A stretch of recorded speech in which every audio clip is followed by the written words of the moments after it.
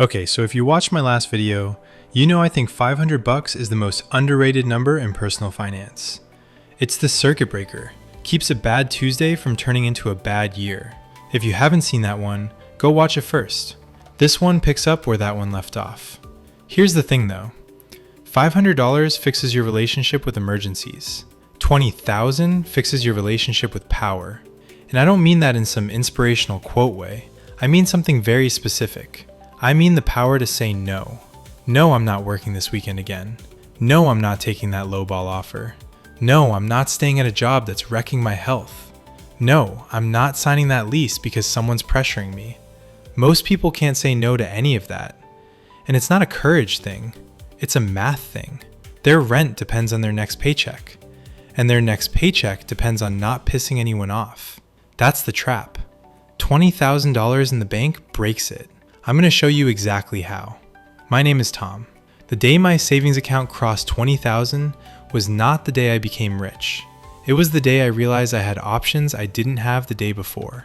Subscribe if you've ever stayed in a situation you hated because you couldn't afford to leave. This video is the math behind the exit door. Let's get into it. So why 20,000 specifically? Why not 10 or 50? BLS data says the average American household burns through about $6,500 a month. Housing, food, gas, insurance, all of it. 20,000 covers about 3 months of that. Now, hold on. I know some of you just heard 20,000 and your brain went, yeah, that's not happening. I get it. That 6,500 number is the average across all households, big families included. If you're 27 and single, or you and your partner are splitting a 1-bedroom, your real monthly spend is probably more like 4 to 5 grand, which means your 3-month number is 12 to 15,000. If you're in New York or the Bay Area, burning 8 grand a month, your number is more like 24. The exact dollar amount isn't the point. 3 months of your actual spending, sitting in cash, in an account you can get to fast. That's the point. For the average household, that's roughly 20 grand. So that's the number I'm using. But do your own math. Okay, so why 3 months? Because that's about how long it takes to get through most serious disruptions. Lose your job? The median search is around 10 weeks. But honestly, if you want to find the right thing, not just the first thing that'll take you, you're looking at 3 to 6 months. Medical situation. You need 2 to 4 months to treat and recover before you're really back. Need to move for a better opportunity? Between finding a place, logistics, first and last month's rent, you're burning through 2 to 3 months easy. 3 months is the bridge. It gets you from one side of a mess to the other without drowning in the middle. Below that, you don't navigate problems.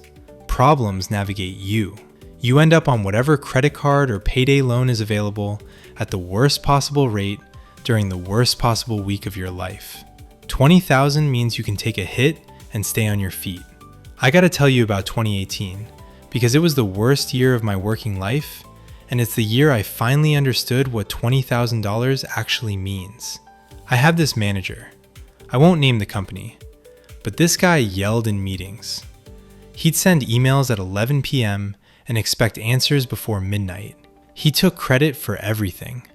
He once looked me in the eye during a one-on-one and said I was replaceable, and I should be grateful. I know some of you watching this just felt something in your chest because you've had this guy. Maybe you have him right now. I wanted to quit so bad. Sunday nights I'd get this wave of dread just thinking about Monday. Wasn't sleeping. My wife and I were fighting more because I was bringing all that garbage home with me every night. I knew the job was hurting me, but I had about 3 grand in savings. That's less than 1 month of our expenses. If I walked out, I had maybe 4 weeks before I couldn't cover rent. You can't find a good job in 4 weeks. So I stayed.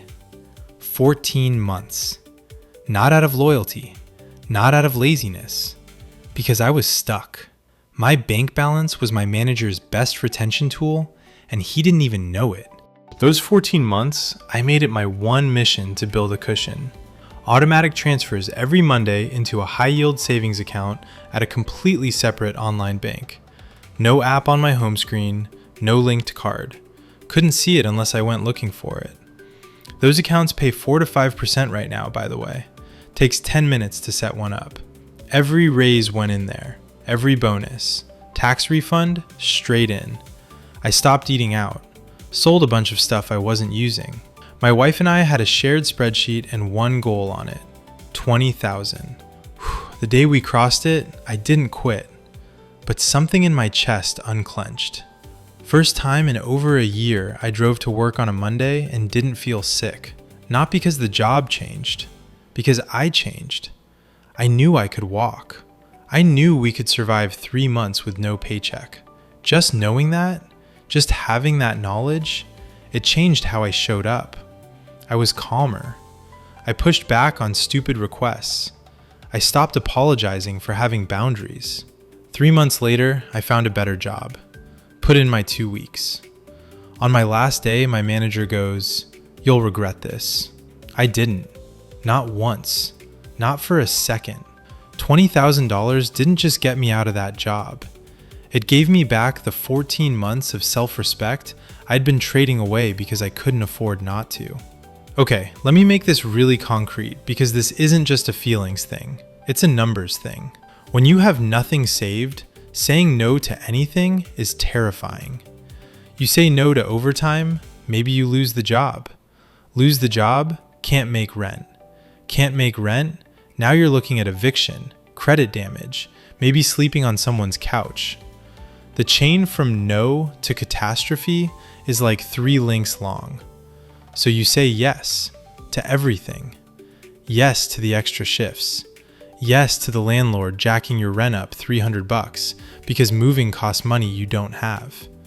Yes to the mechanic's inflated quote because you need the car tomorrow and can't wait for a second opinion. Yes to the first job offer because you can't afford to hold out for a better one. Every single one of those forced yeses is a tax. A tax on not having savings. And it compounds. Each bad yes puts you in a slightly worse spot, which makes the next no even harder to afford.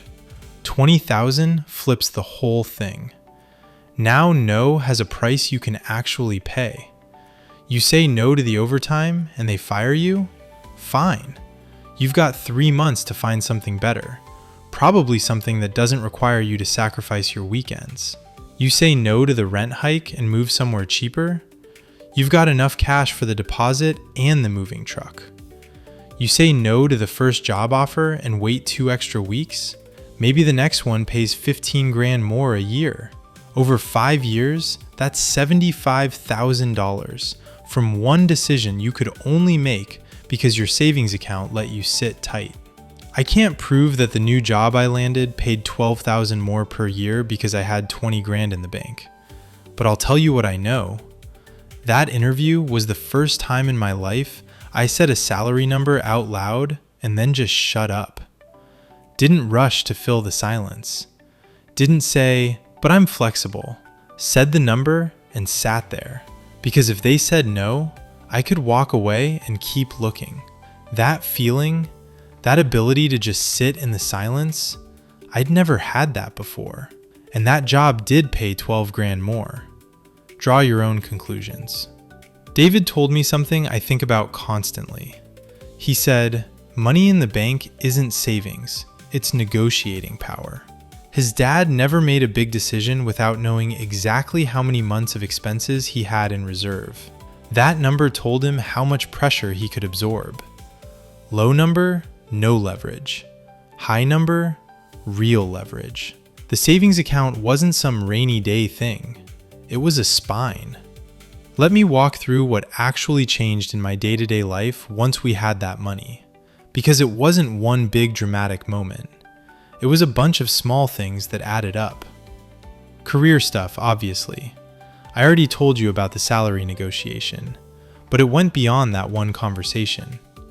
When I was job hunting, I turned down an offer that looked good on paper, but had some red flags. Bad Glassdoor reviews. Interviewers seemed evasive about work-life balance. Old me would have taken it because I needed something fast. New me could say, I'm gonna keep looking. That selectivity changes everything. You're not just picking a paycheck, You're picking the next 2 or 3 years of your life. Then there's what I call the panic premium. This is all the money you waste when you're broke and have to make decisions fast. You take the first mechanic because you need the car tomorrow. You grab the first apartment because you can't afford to keep looking. You accept whatever your insurance renews at because who has time to shop around? Every one of those rush decisions costs you an extra 100 here, 200 there. When you have savings, you can wait. You can compare. You can say, let me think about it, and actually mean it. Over a year, those little savings from not panicking add up to thousands of dollars. Money in the bank saves you money on everything else. Sounds weird, but it's true. And then the mental health piece. This one's hard to put a number on, but honestly, it might be the biggest deal. When you've got 20 grand in the bank, you just stop operating from fear. And fear, I'm convinced, is the most expensive emotion there is. Fear makes you take bad deals. Fear makes you avoid hard conversations. Fear makes you stay in situations that are eating you alive. There's actual research connecting chronic money stress to messed up sleep, higher blood pressure, depression. I lived that. I know what it feels like to lie in bed doing math at 2 a.m., trying to figure out if you can cover rent and still eat. 20 grand didn't make all my anxiety disappear, but it turned the anxiety from this constant background noise into something that only shows up when something actually goes wrong. And when it does show up, it passes, because you know you can handle it. Ramit Sethi has this line in I Will Teach You to Be Rich, where he says the whole purpose of money is to let you design your life. I think he's right, but you can't design anything when the foundation is cracked. 20 grand is the foundation. Everything above it is design. You know the system from the $500 video. 25 bucks a week, automated, hidden account. Here's how the next phase looked for me. Your numbers will be different. Your timeline will be different. The system's the same. First 5 months, I built the 500. Already covered that. Months 5 through 12, I bumped the transfer to 50 a week after a small raise. Hit about 2,500 by month 12. Also sold about 800 bucks of stuff I was hanging onto for no reason. Old laptop, clothes I hadn't touched in a year, a guitar I bought and never learned. That got me to about 3,500. Months 12 to 18, I added one rule. Any money I wasn't expecting, tax refund, birthday cash, a work bonus, a refund from something I returned, all of it went straight into the hidden account. No negotiating with myself. No, just this once. My tax refund that year was about 2,200 bucks. One deposit, and I jumped from around 5,000 to over 7. Months 18 to 30, I'd bumped the weekly transfer to 75 bucks. Between that, the windfall rule, and routing every raise into savings instead of spending, I crossed 20,000 around month 30, 2.5 years. I didn't make a ton of money during those 2.5 years. I didn't get lucky, no side hustle, just a system that moved money every Monday without asking my permission. And a rule that surprise money disappeared into the account before I could think of something to spend it on. That's it.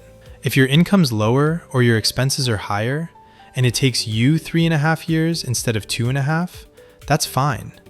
The timeline doesn't matter. The system matters. Once you've got 20 grand in cash, something kind of cool happens. You've solved defense. Emergencies don't wreck you. Losing your job doesn't destroy you. Now the question flips to, what do I do with money above the buffer? That's where investing comes in, and I've made a bunch of videos about it. But here's the one thing I want you to take away. Don't invest anything until your 3-month buffer exists. If you put money in the market and then your car dies, you're selling stocks at whatever price the market feels like that day. Market's down 20% when your transmission blows? Congrats, you just locked in a 20% loss to pay for a car repair. The buffer protects your investments. The investments build your wealth. But buffer first, always. Morgan Housel wrote in The Psychology of Money that the highest form of wealth is the ability to do what you want, when you want, for as long as you want. 20 grand doesn't get you all the way there, but it's the first time you get a taste. You can leave the bad job. You can wait for the right offer. You can absorb a hit without borrowing. And once you've tasted that, you're never going back to the other side. Two groups of people watching this right now. If you're at 0 or somewhere under 500, go watch the $500 video. That's your starting line. Don't even think about 20,000 yet. Just think about 25 bucks this Monday. If you're between 500 and 20,000, listen to me. You're in the most important stretch of your financial life, and it probably doesn't feel like it. The transfers are small. The account moves slow. Nobody's congratulating you. But every dollar you add to that account is another dollar of no you couldn't say yesterday. The distance between 500 and 20,000 is the distance between being pushed around by your life and pushing back. When we hit 20,000, nobody threw a party.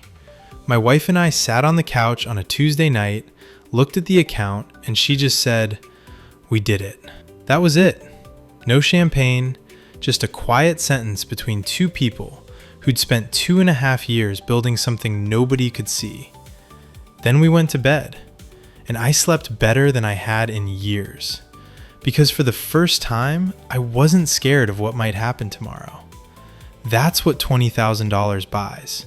Not a car, not a vacation, not a thing. It buys the absence of fear. And honestly, that's the best purchase I've ever made. If you want to know what to do after you hit the number, how to start putting money above the buffer to work, I've got that video linked right here. Same rule as last time though. Hit the number first. The video's not going anywhere. I'm Tom. I make these videos because the most important financial milestones are the ones that look boring from the outside, but feel like freedom from the inside. Nobody puts a savings account on Instagram, but the person with $20,000 in a hidden account sleeps differently than the person with 200. And sleep, it turns out, is where every good decision starts. Go bump that automatic transfer up by $10 this week. You won't feel it leave, but one day you'll feel it arrive. Just leave your comments about your saving plans and thinkings. If you have any questions, I will design the video to focus on it. I'll see you in the next one.